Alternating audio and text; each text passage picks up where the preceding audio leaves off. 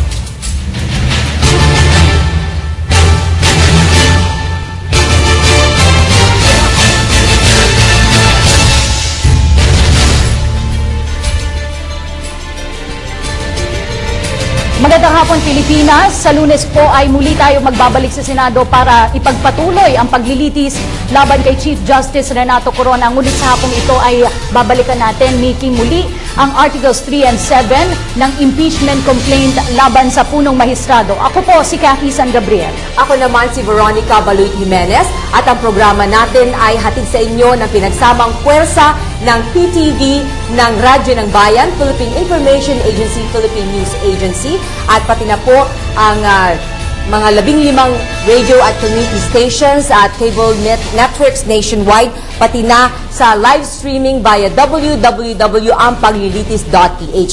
Ngayong hapon po, hihimayin natin ang mga issue na kasama dito po sa Article 3 at 7 Article 3 and 7 ng impeachment case at yung mga katanungan po ng ating mga kasama dito sa studio, pati na kami ay sasagutin ng ating mga bisita.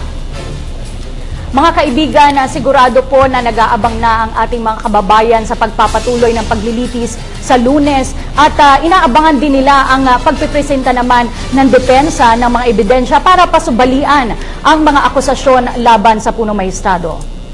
At tiyak na maraming katanungan ng ating mga kasamang estudyante po dito sa studio ngayon. Sila ay mula sa Lyceum Cavite, Holy Angel University, Letran Calamba, Miriam College, Bicol University, Eastern Samar State University, at University of Rizal.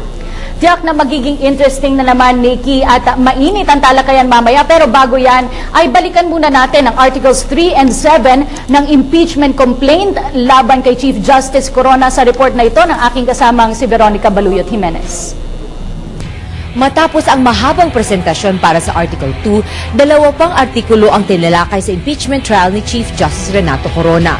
Isa na dito ang Article 3 na ukol sa alegasyong pag-i-issue ng punong maestrado ng flip-flopping o papalit-palit na desisyon sa mga kasong final and executory na. Ang isa pa ang Article 7 na ukol naman sa alegasyong pagkiling ni Corona kay dating Pangulong Gloria Macapagal Arroyo. Para sa Article 3, iniharap na testigo ang pinuno ng Flight Attendants Association of the Philippines o FASAP na si Roberto Anduiza. Ayon kay Anduiza, pinigilan ni Corona ang pagpapatupad ng pasya ng Supreme Court ukol sa kaso nila laban sa Philippine Airlines.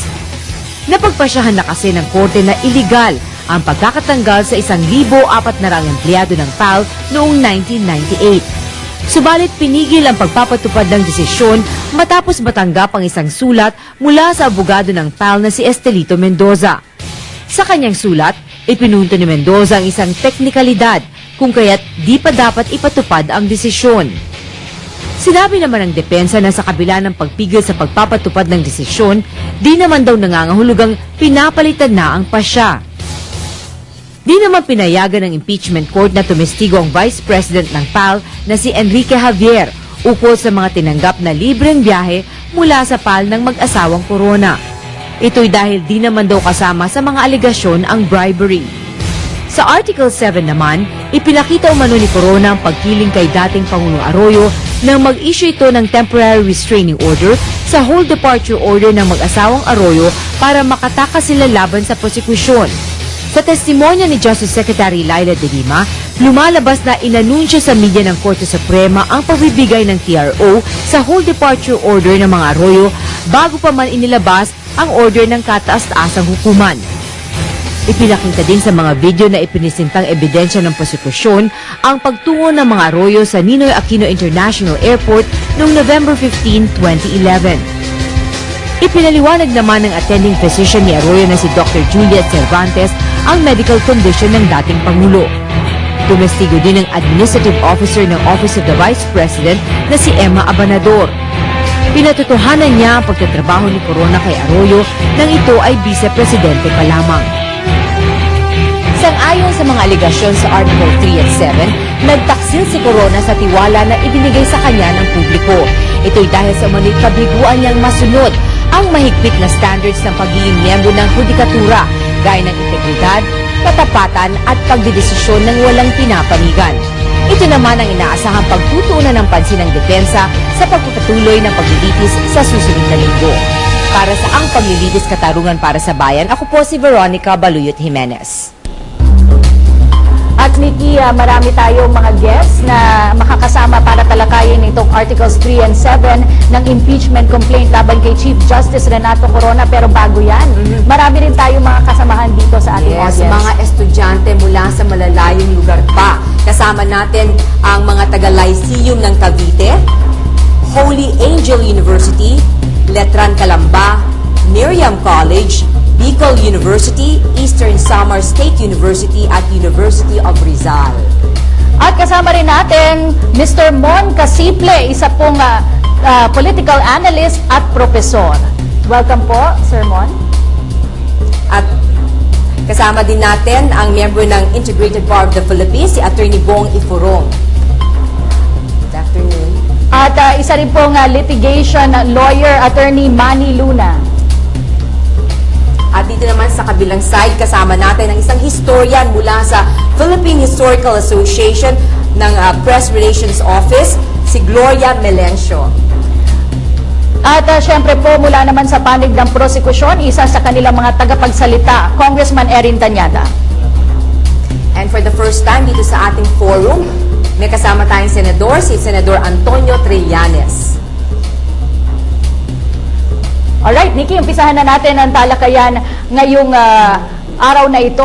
Maybe we can begin with Congressman Erin Tanyada. Kanina po ay medyo natalakay na ni Nikki itong mga Articles 3 and 7. Pero ano nga pa po ba yung mga mahalaga pang naipresenta ng prosekusyon kaugnay nitong dalawang artikulong ito? Well, sa Article 3, syempre yung tumestig po dito yung Pangulo po ng FASAP, no?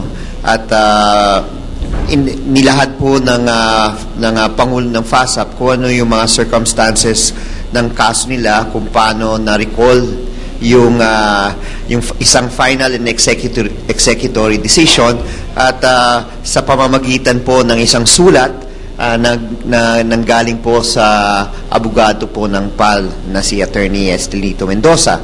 So ito yung naging buod ng testigo po ng testimonya ng ating testigo nung araw na yon. Yung pangalawa na sinubukan po namin na ilatag sa harap ng impeachment court ay yung usapin tungkol sa platinum cards. Nagulat po kami na nagkaroon ng matinding reaction mula sa ating mga senator judges yung paglalahad nitong platinum cards at ito'y hindi na ituloy. So after sa attempt na po yun, ang abogado po ng prosecution nag-proffer of evidence, no? Yung usapin tungkol dito sa platinum cards, and then Congresswoman Kakabagaw at least rested the case in Article 2. Nais ko naman tanungin si Senator Trillanes, no? Sinasabi kasi nila sa umpisa pa lamang may biases na ang bawat senator judge. Totoo po ba ito? Yes, I will admit to that. Everyone would have their own bias, and kung meron magsasabing wala, siguro niloloko lang niya yung sarili niya. Pero to be fair to everybody, when we took oath as a judge in this impeachment trial, we suspended, or at least we're trying very hard to suspend those biases and gave the Chief Justice every chance in this trial. At tanungin naman natin si Attorney Bong, nabanggit ni Congressman Tañada kanina yung tungkol dito sa platinum card na hindi pinayagan ng Senado na ma-admit as evidence itong testimonya ng tagapal. Bakit po ba? Pakipaliwanag po sa atin kung bakit hindi ito pinayagan ng mga senator judges. Sa palagay ko naman po, hindi pinayagan yun kasi unang-una, it was not alleged in the complaint. So parang the way the majority of the senators saw it, if it's not alleged, you cannot prove it. As simple as that. So palagay ko yun lang naging dahilan nun. Parang magiging immaterial siya and irrelevant, and at the same time, it will become parang another charge, another sort of a charge na which you should have amended first the impeachment complaint. Parang tingin ko parang naging stricto yung Senado sa punto na yon. Para kay Attorney Luna, sa ating po bang batas, bawal ang bawat government official na tumanggap ng mga pribilehiyo kagaya ng isang platinum card? Meron bang nasa saad sa batas? Yeah, we have so many pieces of legislations delving on that. In fact, kahit maliit na amount, bawal tanggapin ng any public officer or employee. So, sa tingin po namin, doon sa platinum card issue, the prosecution should have been given the opportunity to amplify yung position namin why the witness should have been allowed to testify about it. However, we respect the decision, the ruling of the tribunal. Para naman kay Sir Mon, malapit na nga pong matapos itong impeachment trial. Sinasabi po na before June ay sabi ng depensa tatapusin na nila ang kanilang pagpresenta ng mga ebidensya. Sa tingin niyo po, ano po yung mga factors that will play part in the senator judge's decision making? Well, mahirap ito. May senador tayo dito. Okay lang po yun, sir. Lahat-lahat po tayo ay meron Pero po dahil tayong inamin niya yung bias na usapin, sigurado magiging factor yung how they contemplate all the evidences. Pangalawa, yung question talagang malaki kasing usapin, I think in an impeachment, yung question of fitness ng Chief Justice. I mean, yung mga charges kasi are meant to persuade or dissuade the senator judges in terms of the constitutional provisions on the impeachment. But then, the whole logic of the process is really to know or to convince themselves that the Chief Justice is either fit or unfit for the position. Tanungin naman natin ang ating historian, si Miss Gloria.